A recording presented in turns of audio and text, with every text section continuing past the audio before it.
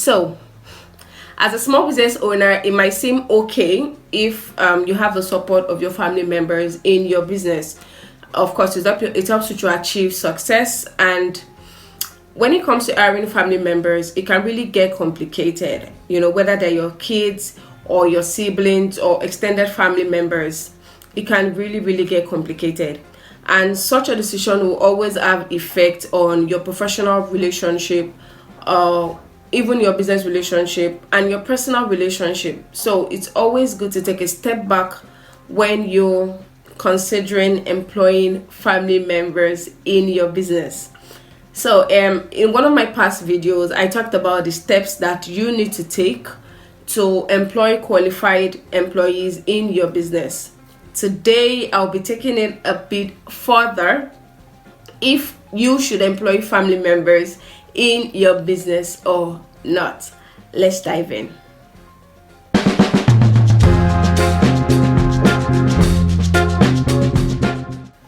So the question is, should you hire your family member in your business? Honestly, I'm not going to give you a yes or a no answer to that question, because hiring family members has its good and bad aspects. So I'll be discussing some of these good and bad aspects with you so that you can make the decision yourself. And of course, it all depends on you. It's your business, it's your call. So I'll be taking it from the point of talking about the good and the bad aspect. That's the pros and the cons.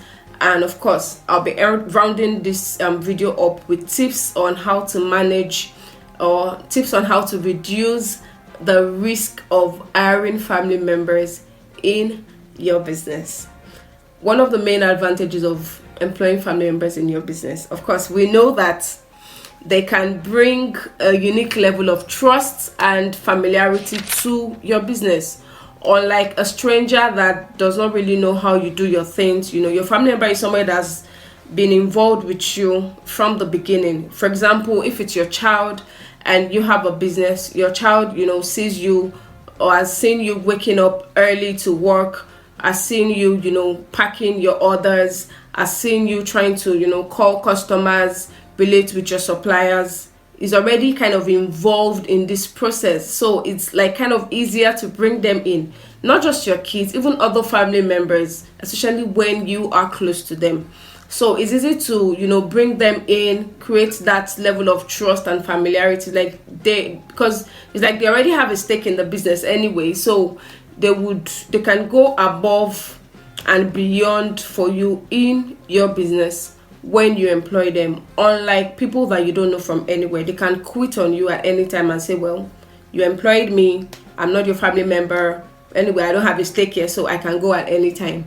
So that's one of the advantages. But thinking about the fact that you can, there's trust and familiarity, of course, with your family member, it can also create tension and conflict in your business and in your family. So imagine if you're not giving your family member a preferential treatment, or is not being treated as special as he or she thought he would be treated in your business. Imagine such a family member bringing those tension and conflict into family events or family gathering. Let's take, for instance, you employ your kids, and of course you had a disagreement with your child at work, and all of a sudden you get home, and of course you're supposed to switch to that father-son or father-daughter relationship, and it's like getting harder. That's all the things that can happen if you hire your family members. But anyway, this is not supposed to give you like a direct answer, so I'm just giving you the pros and the cons. Okay, the second advantage and disadvantage of hiring family member in your business is, let me take it from the benefits. It's a good way to keep your family in your business in the family for generations to come. Let's take, for instance, the Dantata family. Of course, it started with the man, and when he died, they had to shift responsibility. The business passed down to his 4 sons, and they were managing it. And up till now, the Dantata family is still in business, and now they don't only do what they used to do, like deal with cocoa and all those stuff. No, Now they're involved in oil and gas, they are involved in financial services, they're involved in so many things. In fact, oil and gas exploration, they are involved in that, import and export. So hiring your kids kind of, it gives you like a solid foundation in your business, and you also get to teach them, entrepreneurship firsthand and how to manage a business.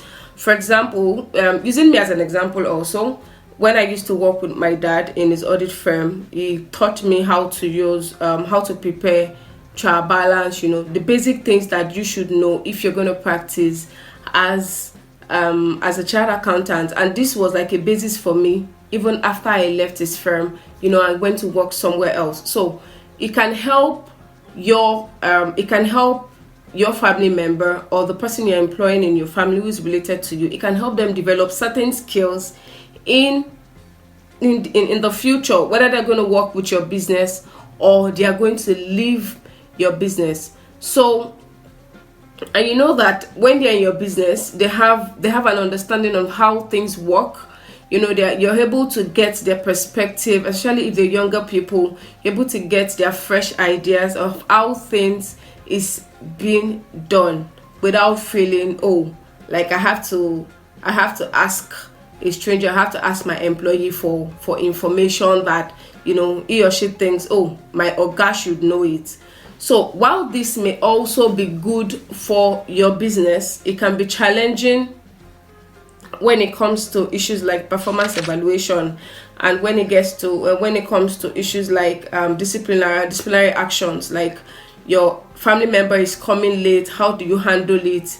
Your family member borrows money from your business and is not returning it back as at when due, or borrows, let me say, takes your money in your business. You wouldn't know how to really treat it.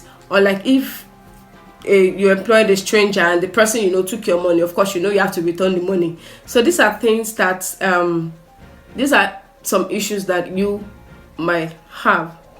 The third one is, of course, it can be a cheaper way to get things done in your business.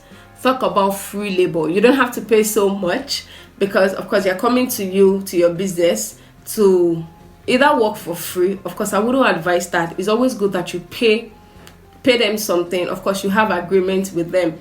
And when you're bringing a family member into your business to perform, tasks like handling social media, handling your inventory management, talking with your suppliers, it's kind of, you're rest assured that this person will not take your ideas, elsewhere.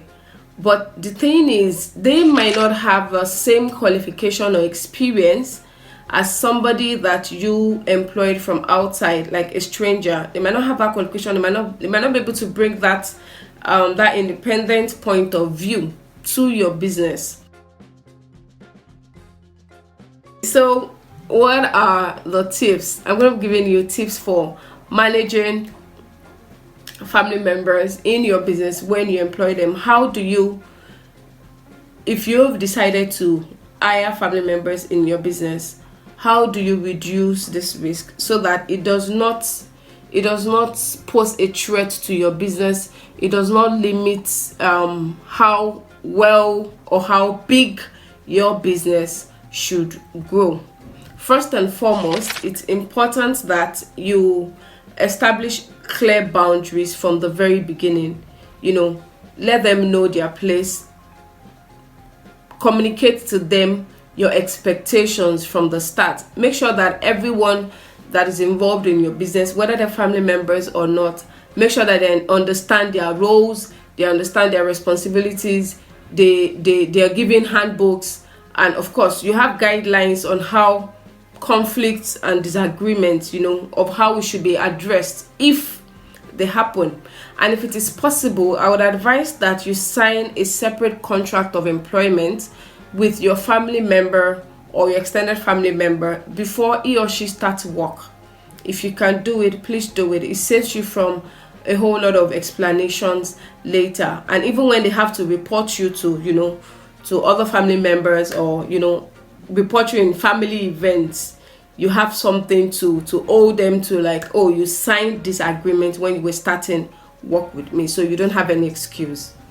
So the number 2 tip is, it is important that you hold them to the same standard of performance as your employee. You shouldn't, demand or expect less from them because they're working for your business. Like I said earlier, even if they don't end up staying in your business in the long term, or they have to, go work for somebody else, it's like a training ground for them while they're working in your business. So you should hold them to the same level of accountability as you would hold your other employees.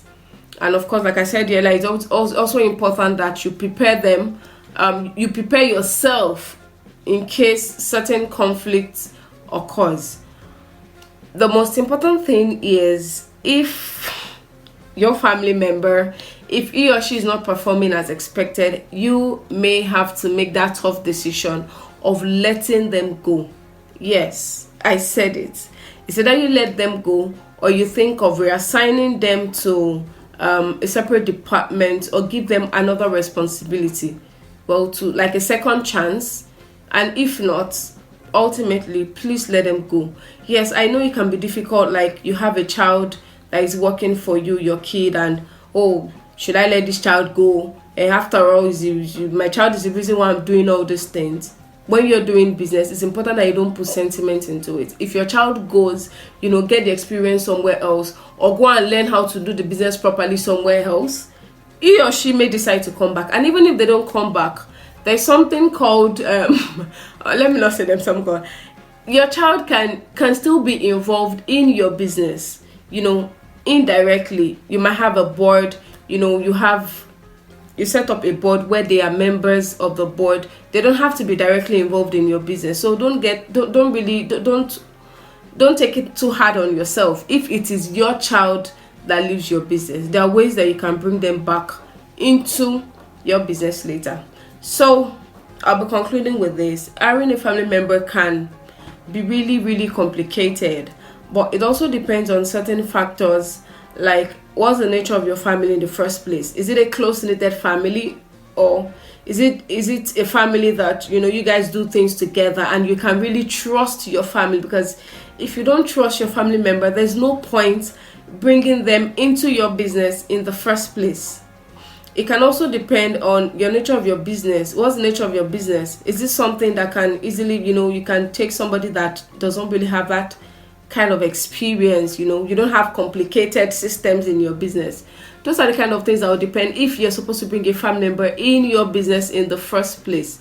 It's not compulsory that you hire a family member in your business, but if hiring a family member will help you contribute to the growth and success of your business, please, by all means, take that option. We've come to the end of today's episode on Small Biz Junction. Thank you for watching. I would advise that you click on the subscribe button if you're yet to subscribe, so you'll be the first to receive notification when a new video is dropped. Thank you for listening. See you next time. Bye.